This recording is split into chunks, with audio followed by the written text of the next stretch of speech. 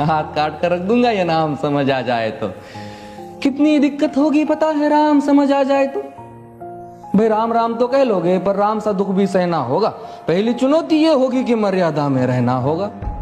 और मर्यादा में रहना मतलब कुछ खास नहीं कर जाना है, बस त्याग को गले लगाना है और अहंकार जलाना है। अब अपने राम लला के खातिर इतना ना कर पाओगे और शबरी का जूठा खाओगे तो पुरुषोत्तम कहलाओगे। काम क्रोध के भीतर रहकर तुमको शीतल बनना होगा। बुद्ध भी जिसकी इच्छाओं में बैठे वैसा पीपल बनना होगा ये सब कुछ, और वो भी शून्य में रहकर प्यारे। तब ही तुमको पता चलेगा कि कितने अद्भुत राम हमारे। सोच रहे हो कौन हूं मैं? चलो बता ही देता हूं। तुमने ही तो नाम दिया था मैं पागल कहलाता हूं। नया नया हूं यहाँ पे तो ना पहले किसी को देखा है। वैसे तो हूं त्रेता से, मुझे कृष्ण किसी ने कलयुग भेजा है।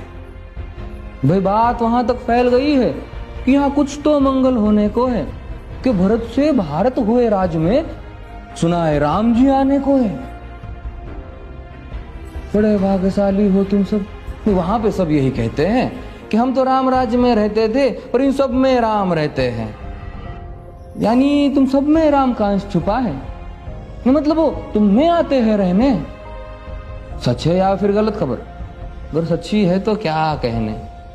तो सबको राम पता ही होगा, घर के बड़ों ने बताया होगा। तो बताओ फिर कि क्या है राम। बताओ फिर कि क्या है राम। बताओ। अरे पता है तुमको क्या है राम? या बस हाथ धनुष तरकश में बांध, या वन में जिन्होंने किया गुजारा, या फिर कैसे रावण मारा लक्ष्मण जिनको कहते हैं भैया, जिनकी पत्नी सीता मैया। फिर ये तो हो गई वही कहानी, एक था राजा एक थी रानी। क्या सच में तुमको राम पता है? ये वो भी आकर हम बताए।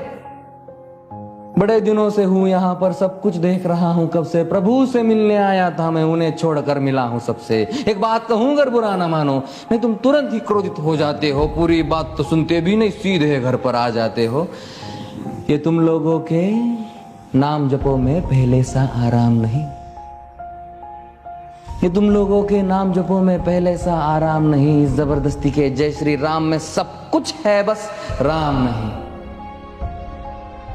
ये राजनीति का दाया बाया जितना मर्जी खेलो तुम। दाया बाया, अरे दाया बाया ये तुम्हारी वर्तमान प्रादेशिक भाषा में क्या कहते हो उसे? हाँ वो लेफ्ट एंड राइट।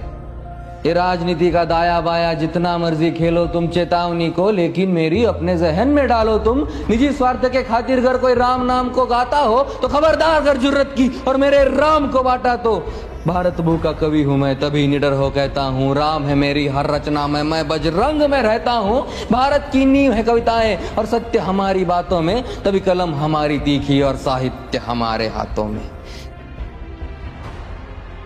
तो सोच समझ कर राम कहो तुम। ये बस आतिश का नारा नहीं, जब तक राम हृदय में नहीं तुमने राम पुकारा नहीं। राम कृष्ण की प्रतिभा पर पहले भी खड़े सवाल हुए। ये लंका और ये कुरुक्षेत्र यूं ही नहीं थे लाल हुए। अरे प्रसन्न हंसना भी है और पल पल रोना भी है राम। सब कुछ पाना भी है और सब पाकर खोना भी है राम।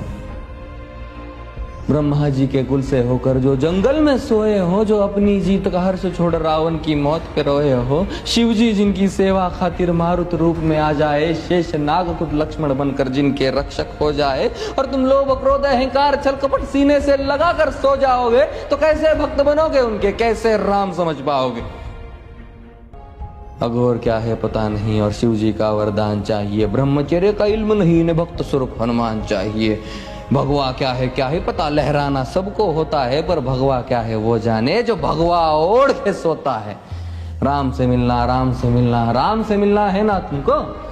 निश्चित मंदिर जाना होगा पर उससे पहले भीतर जा संग अपने राम को लाना होगा। जय सिया राम। और हाँ, अवधपुरी का उत्सव है, कोई कसर नहीं, सब खूब मनाना। मेरे प्रभु है आने वाले, रथ को उनके खूब सजाना। वो द्वापर में कोई राह तक है, मुझे उनको लेने जाना है। चलिए तो फिर मिलते हैं, हमें भी अयोध्या आना है। जय सिया राम। फिर से